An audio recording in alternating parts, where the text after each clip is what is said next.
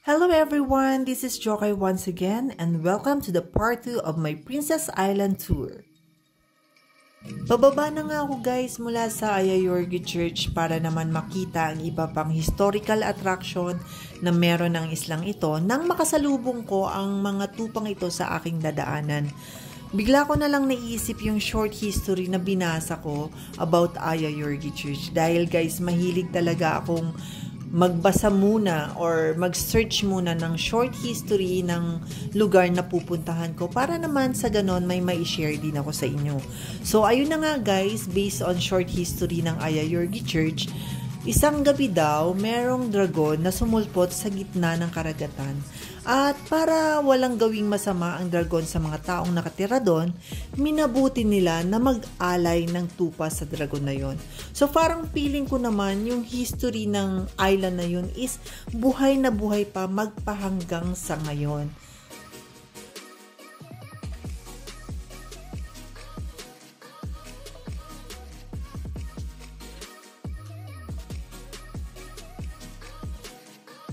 Ito na yata guys yung pinaka nagustuhan kong tourist attraction or historical attraction dito sa isla.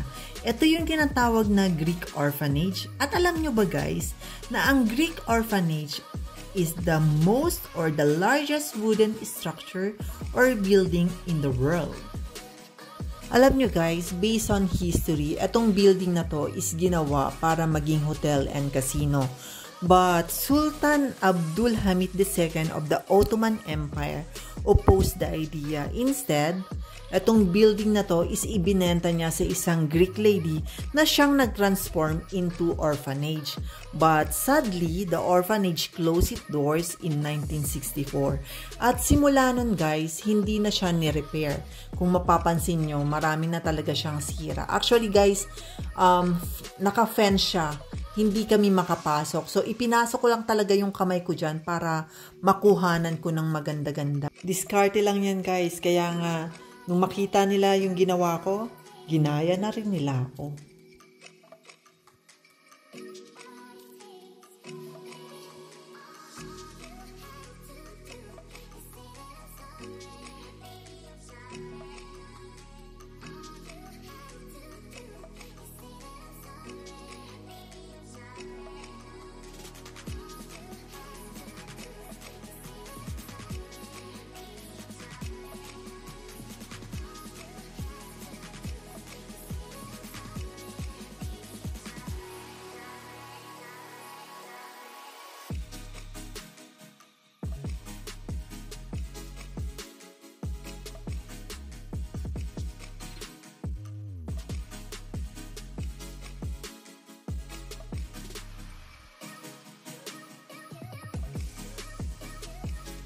At ganito nga guys kaganda yung madadaanan mo papunta at pabalik mula sa Ayayorgi Church.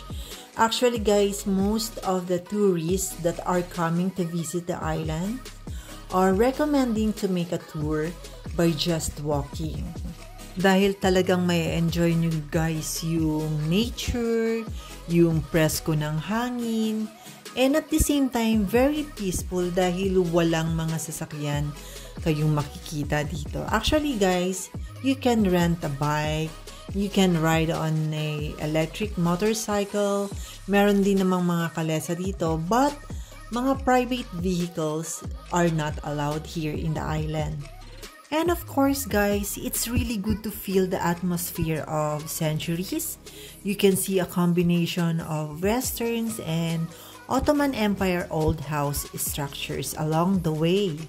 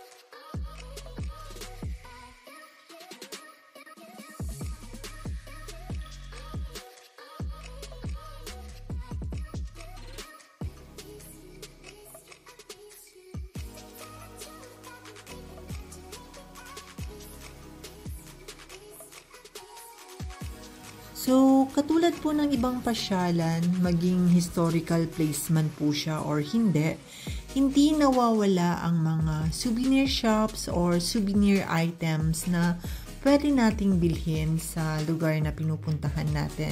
So, eto nga po yung kanilang mga souvenir items na mabibili nyo lang sa tabi-tabi. Meron din nasa tabi-tabi, meron din namang shops.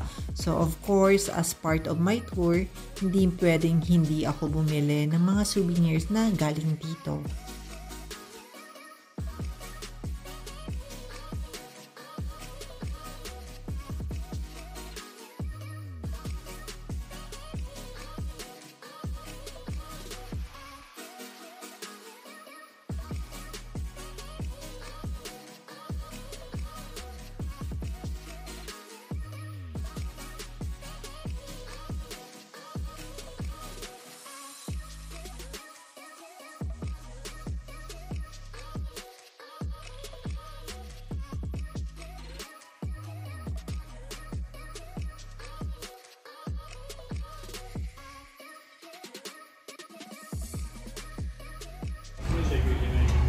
Sobrang gutom na guys. Ngayon lang ako kakain. Simulan umalis ako ng SK Shahir.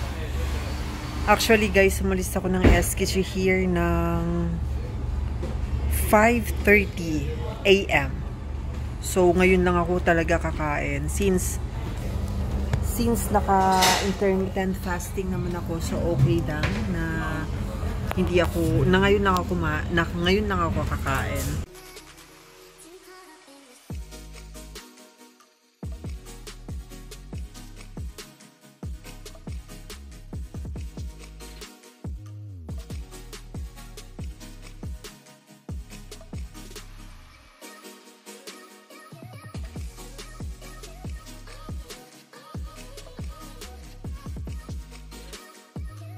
Andito na nga ako guys sa port ng Buyuk Ada. So ready to go back to city. Of course, hindi pa pwedeng hindi natin tikman ang kanilang Turkish ice cream. So hindi ko talaga ito pinapalagpas guys. Kahit saan ako magpunta, tinitikman ko rin yung kanilang ice cream.